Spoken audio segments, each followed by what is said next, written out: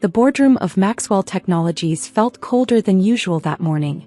Maybe it was the air conditioning, or maybe it was the ice in my stepfather's voice as he made his announcement. "The company is for real family," Marcus declared, standing at the head of the table in his perfectly tailored suit. "Which is why my son Anthony will be taking over as CEO when I retire next month." I sat there, gripping my portfolio. The one containing 5 years of innovative projects I'd developed for the company, the one proving I'd earned the position. But none of that mattered.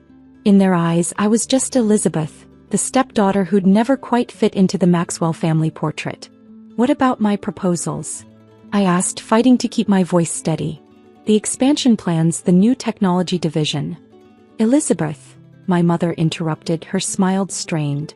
She'd married Marcus when I was 12, and in the 15 years since, she'd perfected the art of choosing his side. "Anthony has his own vision for the company.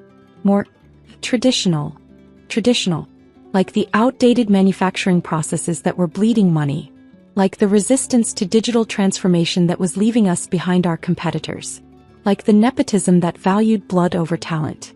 Anthony smirked from his seat beside Marcus.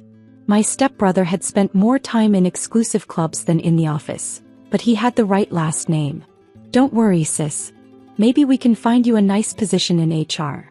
The other board members, all friends of Marcus, chuckled.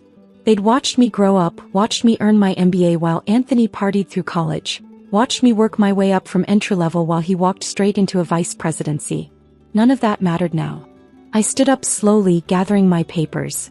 "I see. Well then, I guess there's only one thing left to say. Finally accepting reality?" Anthony's smug grin widened. "Yes. I quit." The room fell silent. Marcus's confident smile faltered for the first time. "Don't be dramatic, Elizabeth. You can't just..."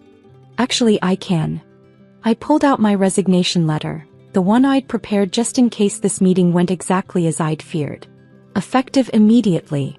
I'll have my office cleared out by lunch." "Lizzie," my mother stood up, using the nickname I'd always hated. "Be reasonable. This is a family company."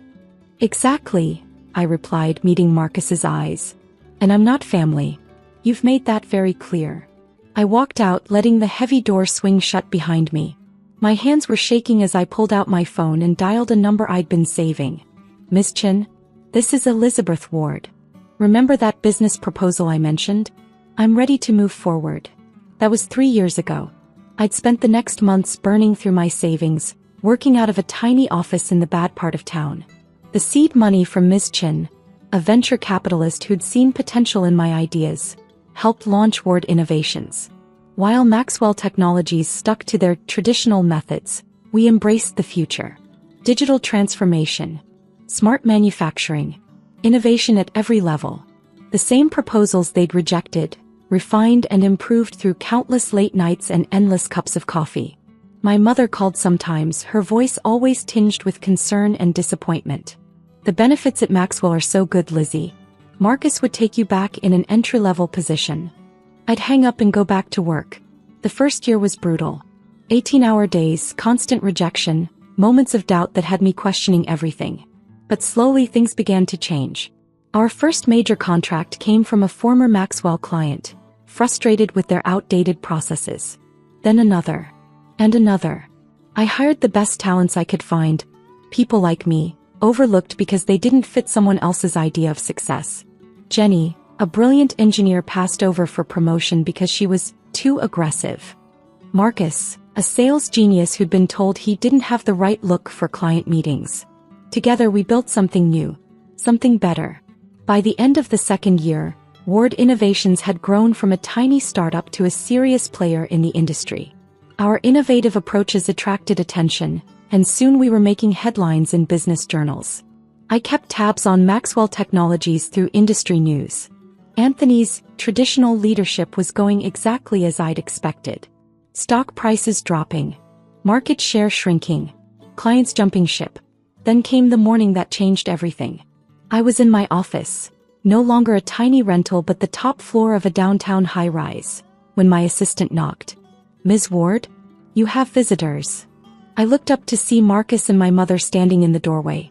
They looked older, tired, less confident than the last time I'd seen them. Elizabeth, Marcus cleared his throat. You're looking well. I gestured to the chairs across from my desk, sleek, modern pieces that cost more than my first car. What can I do for you? My mother reached for my hand. I pulled back before she could touch me. Lizzie, honey, we've been thinking about family. Really? I kept my voice neutral.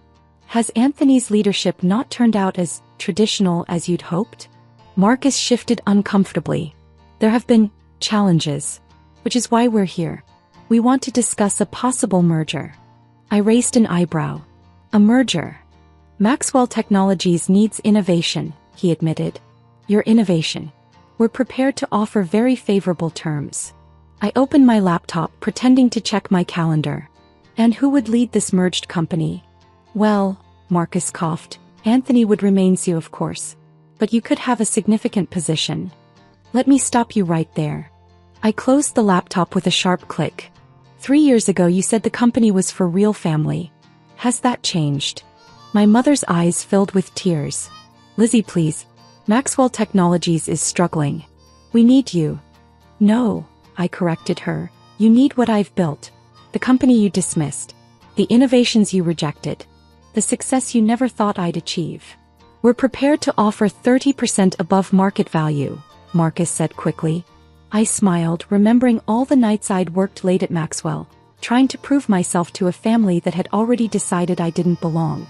I have a counteroffer, I said, pulling out a folder I'd prepared weeks ago, when I'd first heard rumors of Maxwell's desperation. But I should warn you, my terms are non-negotiable. Marcus took the folder with trembling hands. I watched his face change as he read through my terms, his usual confidence crumbling with each page. This is outrageous, he sputtered. You want majority control? 70% ownership, I confirmed. Plus immediate removal of the current board and management team, including Anthony. My mother gasped. You can't do this to your brother. Stepbrother, I corrected. And I think you'll find I can. Check page 4. The current market valuation of both companies. Ward Innovations is worth 3 times what Maxwell Technologies is now. Marcus flipped to the page, his face growing paler. These numbers are verified by 3 independent firms, I finished.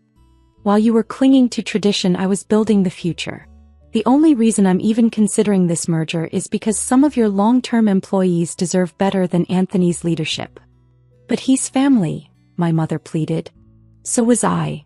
I stood up, walking to the floor-to-ceiling windows overlooking the city. Until you decided I wasn't good enough. Not a real Maxwell. Remember? The silence that followed was heavy with decades of rejection and missed opportunities. You have 24 hours to decide, I said, not turning around. After that, my offer expires and I move forward with acquiring your largest remaining client. They left in stunned silence, the folder clutched in Marcus's hands. I waited until the door closed before allowing myself a small smile. The next day my phone started ringing at 7 a.m. First Marcus, then my mother, then Anthony himself, each call more desperate than the last. You can't do this to me, Anthony shouted when I finally answered. I'm the CEO. You're the reason Maxwell Technologies is failing, I replied calmly. Check the stock prices this morning? He fell silent. The announcement of possible merger talks had sent Ward Innovations' stock soaring while Maxwell's plummeted further. Dad always said you were jealous of me, he said, his voice bitter. Guess he was right. I laughed. Jealous? Of what? Your corner office that you never use? The title you never earned? The company you're running into the ground? We're family. No, we're not. You made that very clear 3 years ago. Now, if you'll excuse me, I have a board meeting to prepare for. I hung up and turned to Jenny, my CFO. Are the papers ready? She nodded, a fierce grin on her face. Everything's set for this afternoon. Your old friend Ms. Chin is particularly excited about voting out the Maxwell board. The meeting was scheduled for 3 p.m. in Maxwell Technologies boardroom. My choice of location. A small but significant power play. I arrived early, watching through the glass walls as the old guard filed in. The board members looked nervous, their usual arrogance replaced by uncertainty. Anthony slouched in his chair, refusing to meet anyone's eyes. Marcus and my mother sat close together, whispering urgently. At exactly 3 p.m. I walked in, followed by my team and several major shareholders. "Good afternoon," I said, taking my place at the head of the table, Marcus's old spot. "Let's begin with the voting results." "Voting results?" Anthony sat up straight. "What voting results?" I nodded to Jenny, who distributed new folders. Over the past year, Ward Innovations has been quietly acquiring Maxwell Technologies stock through various subsidiaries. As of this morning, with support from other major shareholders, we control 60% of voting shares. The room erupted in chaos. Board members shouted questions, Anthony swore loudly, and my mother burst into tears. "This isn't a merger," Marcus realized, his voice hollow. "It's a hostile takeover." "Hostile?" I raised an eyebrow. "I presented fair terms yesterday. You chose not to accept them. Now we do things my way." I clicked to the first slide of my presentation, showing Maxwell's plummeting stock price under Anthony's leadership. First order of business: immediate removal of the current board and CEO, effective today. "You can't fire me." Anthony jumped up, his face red. "Dad, do something." But Marcus just sat there, finally understanding the full scope of his mistake. 3 years ago, he'd chosen his son over his stepdaughter. Now that decision had cost him everything. Second order of business, I continued: complete restructuring of the company. The Maxwell name will be retired. All assets and operations will be absorbed into Ward Innovations. "You're erasing our family legacy," my mother whispered. "No," I corrected her. "I'm saving what's left of it. Just not for your family." The next hour was a blur of legal documents, formal votes, and shell-shocked expressions as the reality set in. By the end, the old board was out, Anthony was unemployed, and Maxwell Technologies belonged to me. As security arrived to escort Anthony from the building, he tried one last time. "You'll regret this. You're nothing without the Maxwell name." I smiled, thinking of the sign already being installed on the building's facade. "Actually, I'm everything because I didn't need the Maxwell name. That's something you never understood." After everyone left, I sat alone in the boardroom. The same room where they dismissed me 3 years ago. Marcus's personal items still sat on the credenza behind his old chair. A photo caught my eye.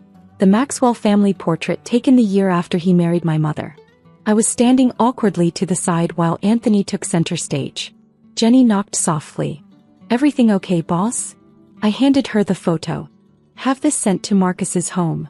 And Jenny, make sure the company announcements emphasize that Ward Innovations is a self-made success story. No mention of my connection to Maxwell Technologies." He grinned. "Erasing the family connection completely?" "They erased me first," I shrugged. "I'm just returning the favor."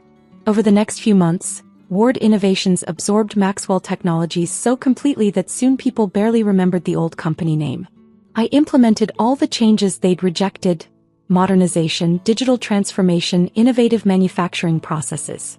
Our stock price doubled, then tripled. My mother still tried to reach out, leaving voicemails about family healing and second chances. I saved them all in a special folder labeled Lessons in Loyalty. Marcus, I heard, had taken a consulting position at a smaller firm. Anthony bounced between jobs, his resume now permanently tainted by his failed leadership of Maxwell Technologies.